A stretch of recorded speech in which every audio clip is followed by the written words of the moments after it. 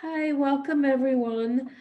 Hope you enjoyed the film Ma'abarot. It was part of our Chicago Jewish Film Festival for fall 2020. And I'm so pleased to have our talk back with Dr. Noah Levy, who has a Chicago connection. Last year, she was the Near Eastern Languages and Civilizations uh,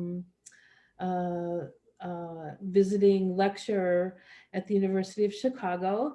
But Dr. Levy is the head of political communication unit at the Tel Aviv Yafo Academic College.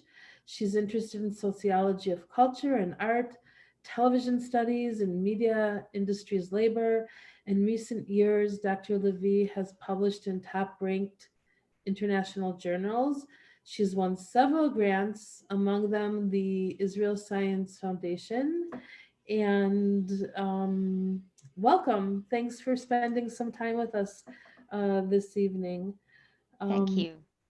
yeah, so um, I um, would like to hear your take on the film Barot. Like, or maybe you can kind of set the scene for us about why this film is so important. And I'll just say one thing that I forgot to say to the viewers is if you have any questions, please put them in the chat and I will ask Noah so that she can respond.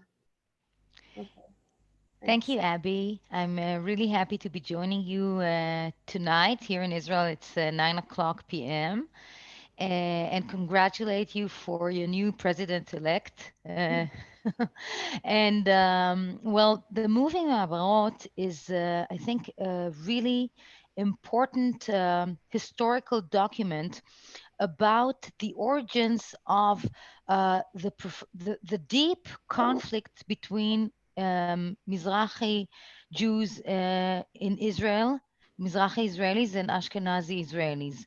And it's interesting because when I first came to the United States, I noticed that American Jews don't really know the difference between what is a Mizrahi Jew or a Sephardic Jew. And so we in Israel call Mizrahim, Mizrahi Jews, Israeli Jews who have Arab or African origins. And Sephardic Jews are actually Jews who have Sephardic from Spanish, from the Spanish Inquisition origins. Anyway, the Mizrahi Jews who came to Israel after the Independence War in the 50s had a really harsh welcome by the Israeli government. I don't. It wasn't a conspiracy, but being a young country and a young nation, the idea was to bring them all together into this kind of imagined European culture.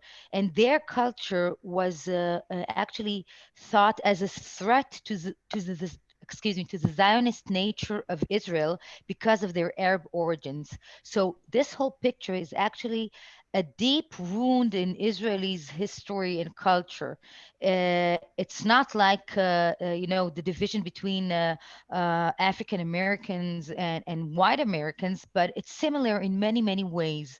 And this wound actually divides Israelis up until today, and even between left and right, while most of the Mizrahi or many of the Mizrahi Jews are right wing Israelis because they still remember how the left Israeli government in the 1950s accepted them, and they haven't forgotten that, while the Ashkenazi Jews are actually more on the left side of the Israeli political map. So this is some kind of how I think, and I think that this movie is really important because this story is something kids don't learn in school in Israel. And telling this story, I think, can help bring together Mizrahi and Ashkenazi Jews.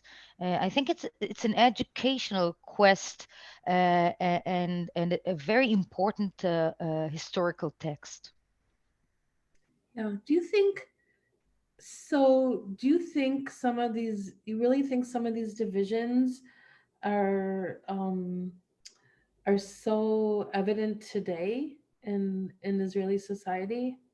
Yes, they're still evident. Well, in Israel, when I teach in the Tel Aviv Jaffa College, I get young students from the center of Israel, and for them, it's not an issue anymore.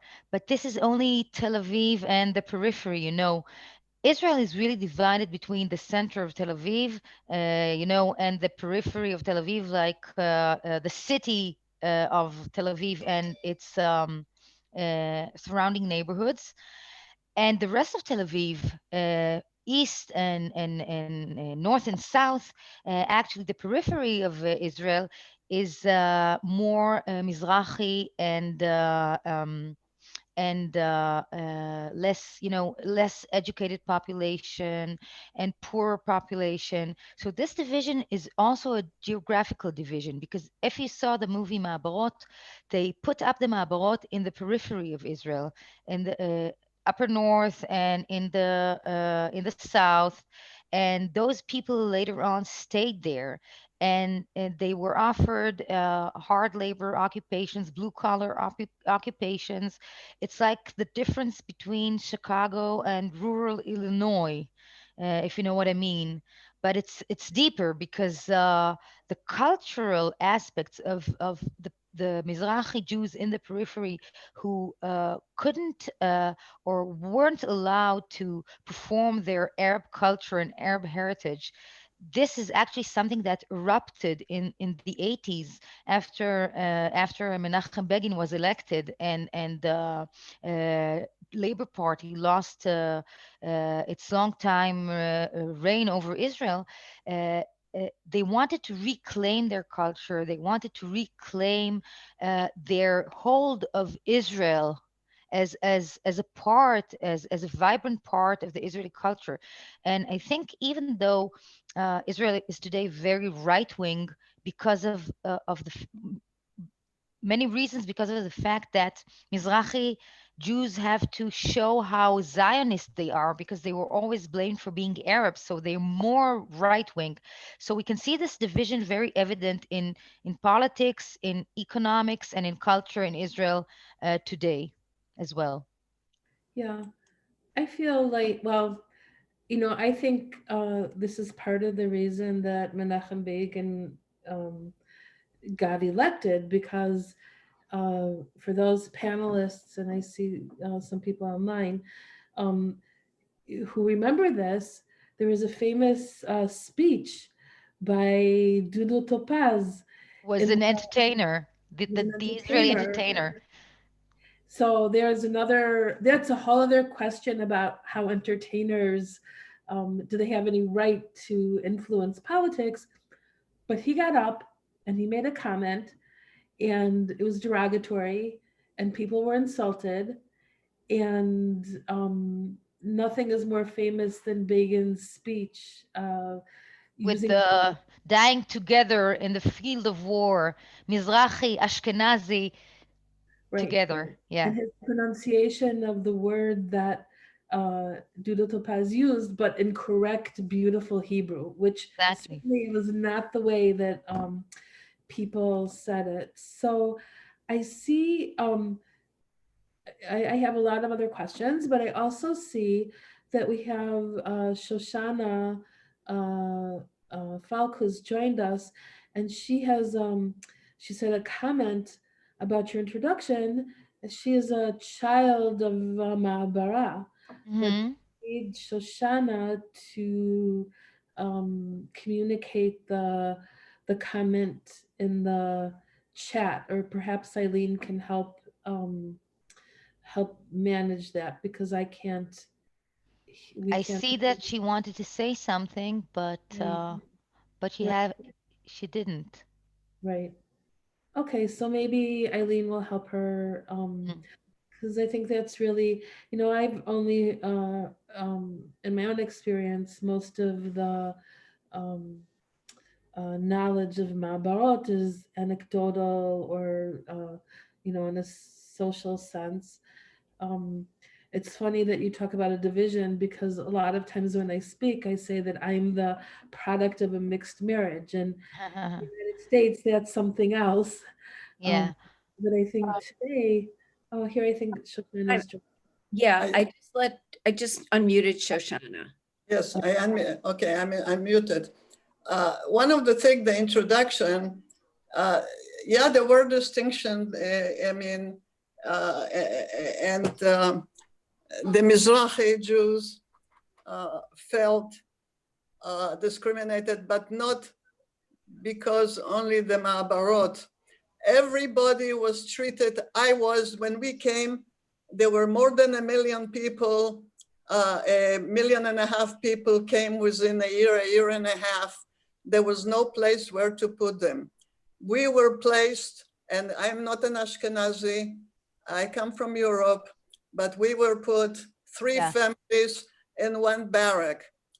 Everybody had basically the same treatment. There were some differences because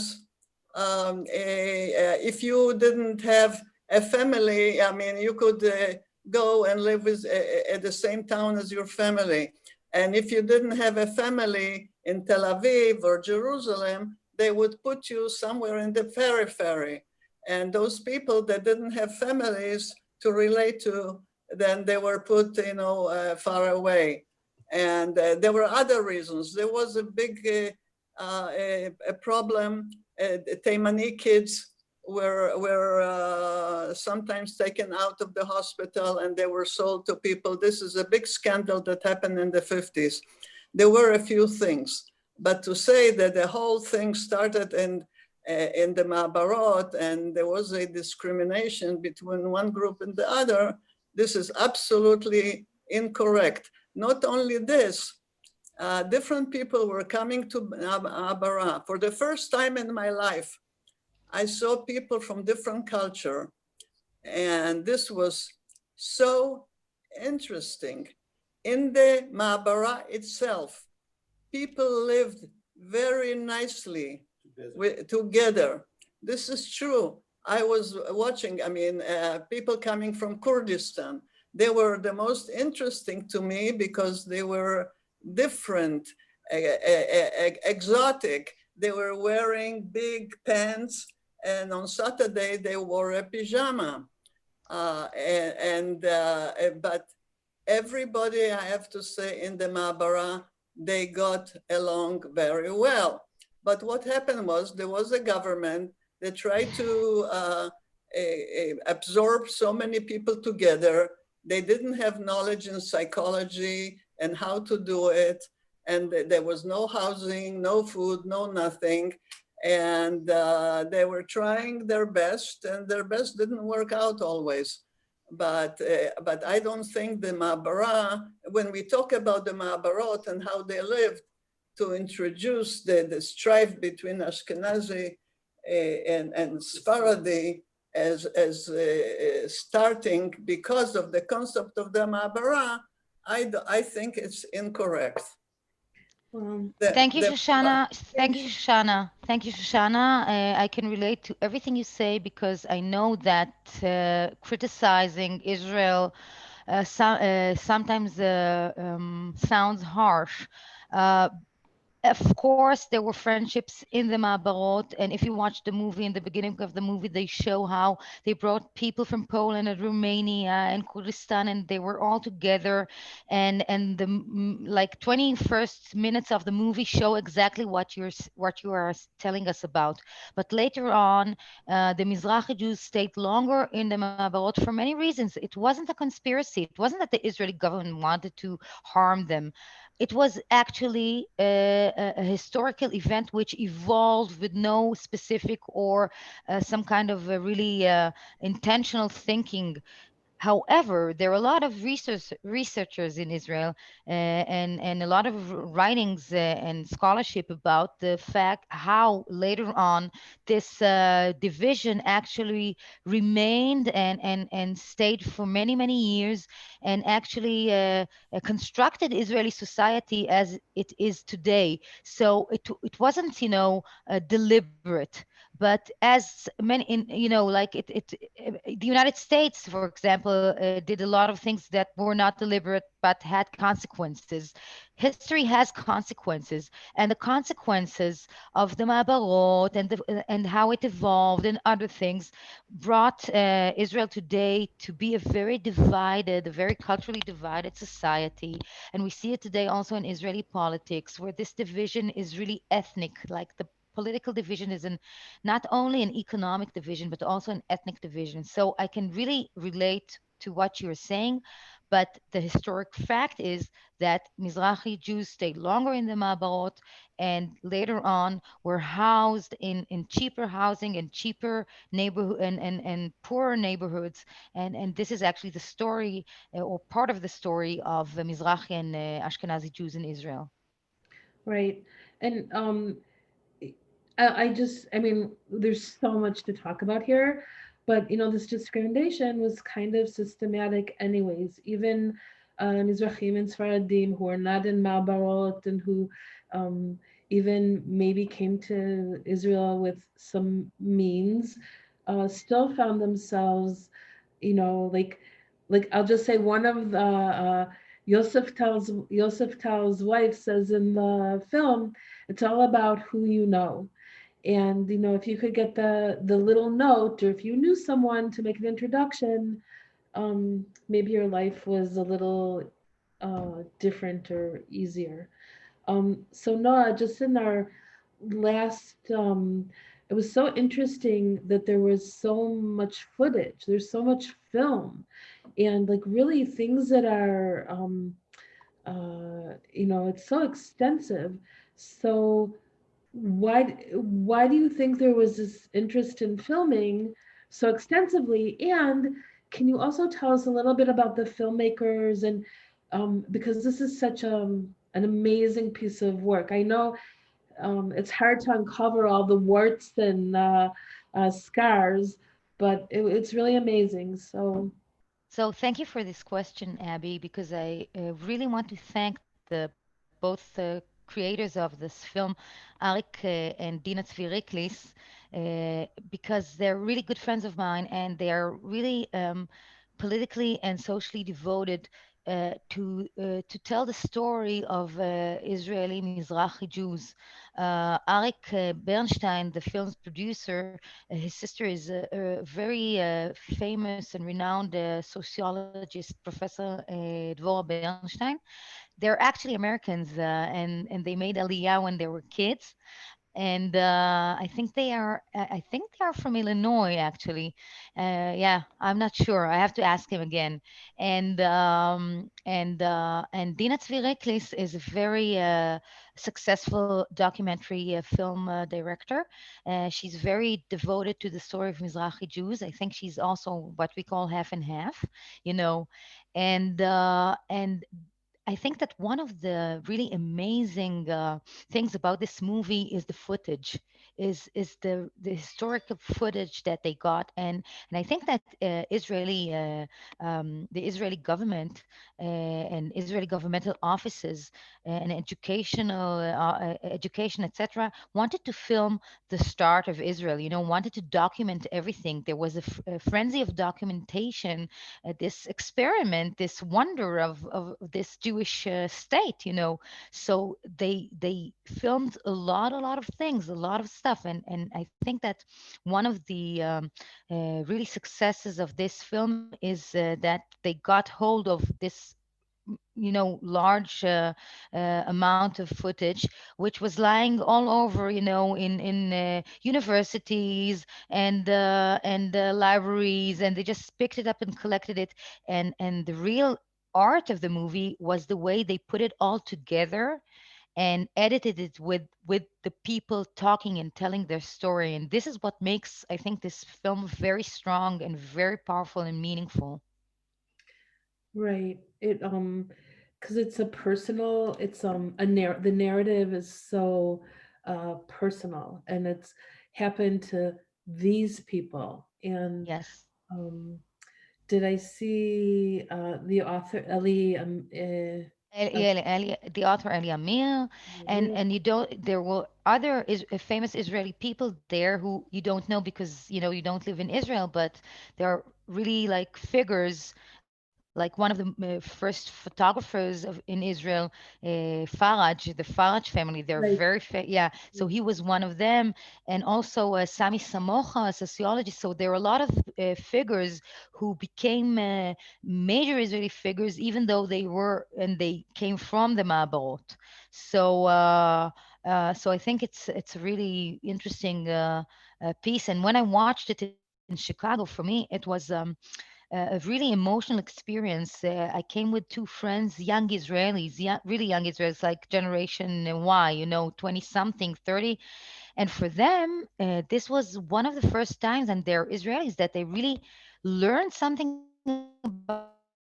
And they live in Israel, and they haven't really ever seen the Ma'abarot as they were. So it was a great experience for me to see this movie in Chicago with two young Israelis. Yeah. I feel like just in closing, one of the uh, I don't want to misquote, so I'm not going to quote, but they talk about one of the issues, I don't want to call it a problem, was that these families had so many children, and that was also a hardship to have so many children. And they prophesized that in the end there will be so many children that they'll outpopulate the um, the Israel, yeah, the Ashkenazi, Ashkenazi, yeah. right? And I think has that happened, or is Israel today have more Mizrahi, then I think that it's still like half and half because of the fact that the ultra Orthodox oh, Ashkenazi Jews have a lot of kids. So it's still, half and half. Because of the ultra Orthodox Ashkenazi Israelis. yeah. Yeah. Okay, just if anybody has a last question.